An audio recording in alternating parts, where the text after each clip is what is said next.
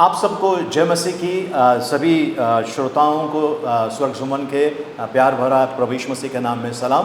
प्रियजनों, आइए हम परमेश्वर के वचन में चलते हैं और आज हम मनन करने वाले हैं कि क्षमा करना चाहिए, क्षमा नहीं करेंगे तो क्या होता है। तो प्रियजनों, इन्हीं चीज़ों के ऊपर हम चलेंगे। अगर क्षमा करना चाहिए तो क्यों करना चाहिए। प्रभु ने हमको प्रार्थना सिखाई है। मत्ती रचित सुसमाचार 6 अध्याय उसका 12 वचन में इस कदर लिखा हुआ है, और जिस प्रकार हमने अपने अपराधियों को क्षमा किया है, वैसे ही तू भी हमारे अपराधों को क्षमा कर। प्रियजनों, प्रभु यीशु मसीह ने जो प्रार्थना सिखाई थी वो इसके दर थी कि हमारे जैसे हम अपने अपराधियों को क्षमा करते हैं वैसे तू हमारे अपराधों को क्षमा कर।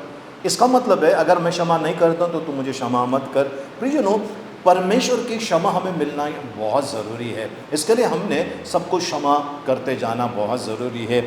परमेश्वर के वचन में लिखा हुआ है। हम कुछ दो जो बातें हैं हम नए करार से ले रहे हैं और एक जो है हम उसको पुराने नियम से ले रहे हैं, नए नियम से और पुराने नियम से हम कुछ बातें देखने वाले हैं।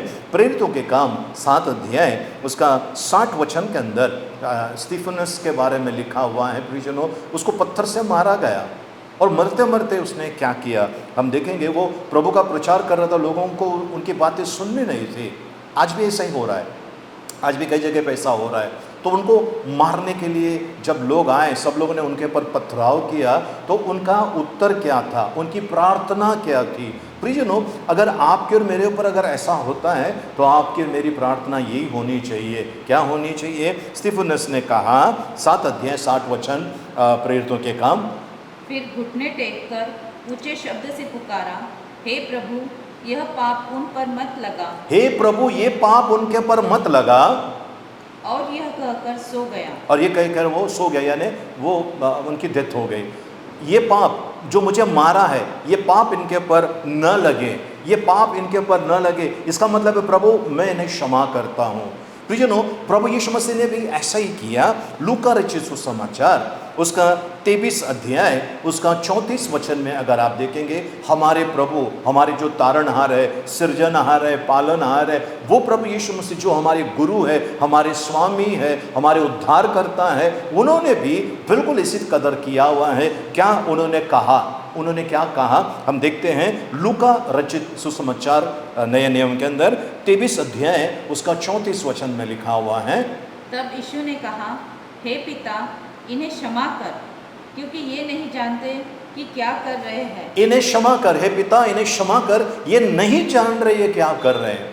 प्रियजनों, कई लोग हैं जो आपके साथ में आपके ऊपर सताव कर रहे हैं, आपको तंग कर रहे हैं, आपको परेशान कर रहे हैं। आपने उनको क्षमा करना है। क्षमा नहीं करना मतलब एक प्रकार का भयानक जहर है, एक प्रकार का भयानक जहर है जो आपके हड्डियों के लिए हानिकारक है, आपके शरीर के लिए हानिकारक है, आपके मन प्राण आत्मा के लिए हानिकारक है। अगर आपने क्षमा नहीं किया, स्वर्ग के राज्य में आप प्रवेश नहीं करोगे। आपने दान दिया, दशमांश दिया, गरीबों की सहायता की, अनाथों विधवाओं की सुधि ली, उनके क्लेश में, उनके तकलीफ में आपने उनकी सहायता की, सब अच्छी बातें, खूबसूरत बातें हैं। पर अगर आपने क्षमा नहीं किया तो आपको परमेश्वर क्षमा नहीं करेगा। और अगर परमेश्वर ने क्षमा नहीं किया, हम स्वर्ग में कैसे जाएंगे? आज कितने लोग हैं जिनका केस चल रहा है कोर्ट में, कितने लोग हैं जिनका कुछ हक किसी ने छीन लिया है ना, प्रमोशन रोक दिया है, पगार नहीं बढ़ रहा है और उनको आगे चलकर बहुत सारा तकलीफ वाला काम दे रहे हैं। किसी के घर में भी ऐसा होता है, बहू है, बहू का टॉर्चर किया जाता है। मैं आपसे कहता हूँ क्षमा कीजिए। कुछ बहू लोग सास को टॉर्चर करते हैं। मैं कहता हूँ क्षमा कीजिए, परमेश्वर देख रहा है, परमेश्वर देख रहा है। हालेलुया, प्रभु के पवित्र नाम की स्तुति हो। प्रभु को कोटि कोटि धन्यवाद। प्रभु यीशु मसीह मरते समय सलीब के ऊपर उन्होंने कहा, पिता इन्हें क्षमा कर, ये नहीं जानते ये क्या कर रहे हैं। एक सुंदर और वचन हम पवित्र शास्त्र में देखने वाले, सुंदर दाऊद के जीवन के बारे में। दाऊद वो व्यक्ति जिसने गोलियां को मार के गिराया, एकदम बड़ा दानव है ना, उसको मार के गिराया। ठीक है, शेर को मारा, भालू को मारा, कितने सारे जंगली जानवरों को उसने मार दिया अकेले ने, इतना बड़ा।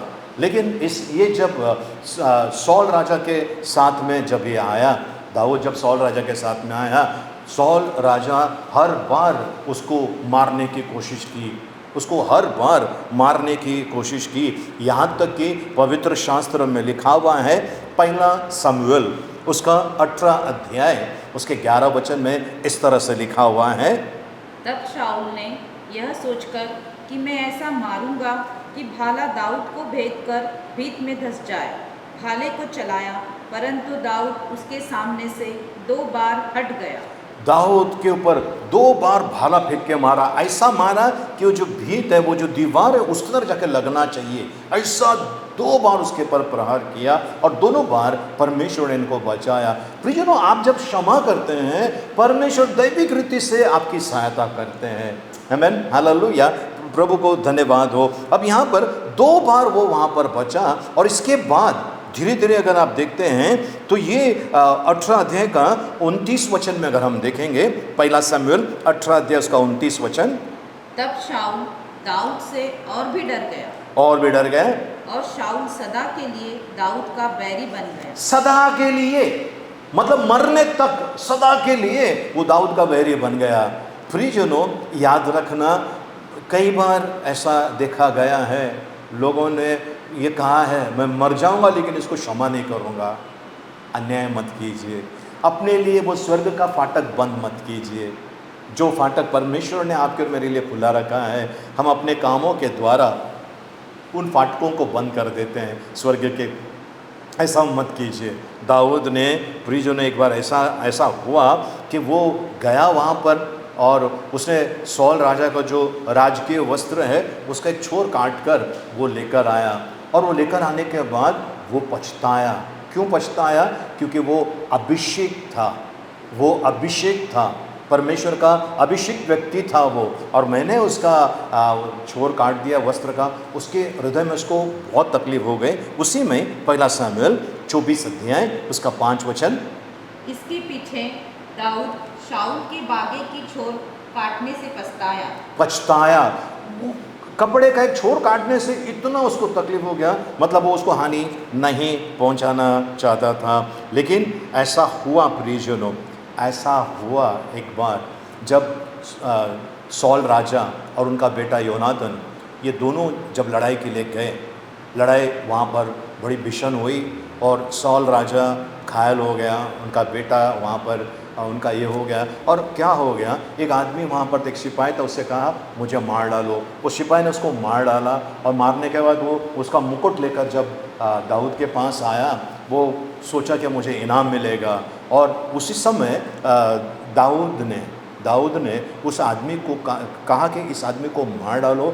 ये परमेश्वर के अभिषेक के ऊपर तलवार कैसा चला सका ये? सोचो इनकी मानसिकता कितनी सुंदर रही होगी। शत्रु को बारे में वो ऐसा कह रहा है। आगे चलते हैं हम परमेश्वर के वचनों में। दूसरा शमूएल पहला अध्याय उसका 23 वचन में वो सौल राजा को, दाऊद सौल राजा को और योनातन के बारे में उसके मन के अंदर की राय क्या है, उसकी दिल की राय क्या है, वो बता रहा है। जी, शाऊल और योनातन जीवन काल में तो प्रिय और मनभाव थे। प्रिय और मन भाव थे। ये दूसरा शमूएल पहला अध्याय 21, 22, 23 वचन अगर आप पढ़ेंगे, इसने गीत लिखा है, विलाप गीत, एकदम दर्द भरा गीत लिखा है। और उस गीत में वो कहता है कि ये दोनों जन बहुत प्रिय थे और मन भावन थे। दोनों जन प्रिय थे, मन भावन थे।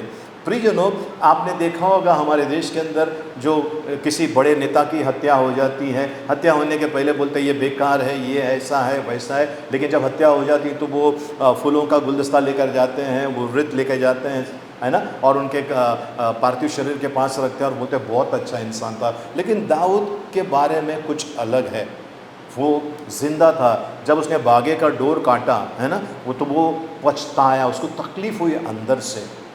मरने के पहले, मरने के बाद तो उसने शोक मनाया। प्रियजनों, आज ऐसे कौन लोग हैं जो आपके दुश्मन हैं? ऐसे कौन लोग हैं जिन्होंने आपको बहुत परेशान किया है?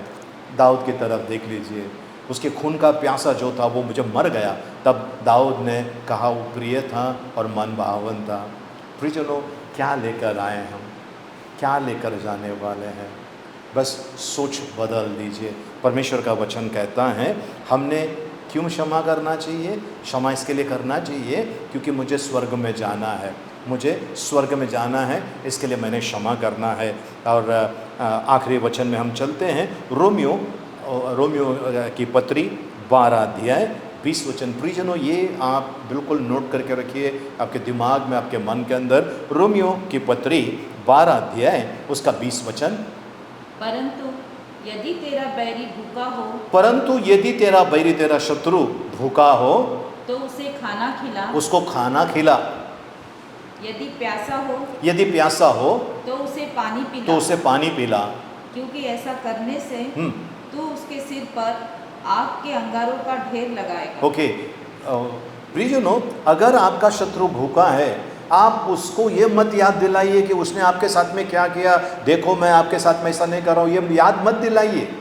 परमेश्वर ने मेरे, आपके, हमारे पाप अपराधों को पूरब से पश्चिम जितनी दूर है उतनी दूर किया है, और आगे चलकर बोलता है मैं याद नहीं करूंगा। तो परमेश्वर याद नहीं कर रहा है तो आप और मुझे याद नहीं करना है। अगर आपका शत्रु बीमार है, दिखावे का काम मत कीजिए, सचमुच की उसकी सहायता कीजिए। प्रियजनों, आपका प्रतिफल बड़ा है स्वर्ग में, बहुत बड़ा प्रतिफल है आपका। तो आज आप क्या चाहते हैं प्रियजनों? क्या वो आशीर्वाद पाना चाहते हैं आप? तो आज परमेश्वर से कहिए, मेरे हृदय को बदल दे प्रभु जी, मेरे अंदर प्रभु जी वो पत्थर का हृदय निकाल दिए और मांस का हृदय दे प्रभु जी, ताकि मैं आपकी महिमा कर सकूं। और प्रियजनों, ये बहुत ज़रूरी है। कई लोग इस दुनिया से जा रहे हैं पर वो किसी न किसी को क्षमा नहीं किए हैं। आप क्षमा कीजिए, क्योंकि उद्धार का मार्ग यही है और परमेश्वर यही चाहता है। और प्रभु यीशु मसीह ने बताया, स्तिफनुस ने बताया, दाऊद ने भी बताया, हमें क्षमा करना है। क्या आपने क्षमा की है? नहीं की है? आज क्षमा कीजिए। मैं आपके लिए प्रार्थना करना चाहता हूँ। तैयार हैं? आइए हम प्रार्थना करें। पिता परमेश्वर, आपको धन्यवाद देते हैं, आपके नाम की स्तुति, महिमा, प्रशंसा, आपकी बड़ाई करते हैं। ये सारे प्रभु जी आपके बच्चे जो देख रहे हैं, सुन रहे हैं प्रभु जी, इन्हें आपके हाथ में देते हैं प्रभु जी। हम जानते हैं ये कितना कठिन है, कितना कड़वा है प्रभु जी ये बातें कि हम किसी को क्षमा करें, लेकिन प्रभु जी सहायता यहोवा की ओर से आती है। सहायता भेजिए प्रभु जी, और हम प्रभु जी हृदय से सबको क्षमा करें, क्योंकि हम नहीं जानते हैं हमारी आयु कितने हैं, हमारे कितने दिन बचे हैं, हम नहीं जानते हैं प्रभु। इस कारण इस समय हम हर एक को क्षमा करते हैं पूरे हृदय से, यीशु मसीह के नाम में, आमेन। आइए हम आशीर्वाद के लिए, आखिरी आशीर्वाद के लिए प्रार्थना करें।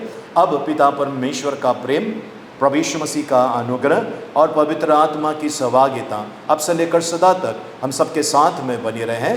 आमेन, आमेन। जय मसीह।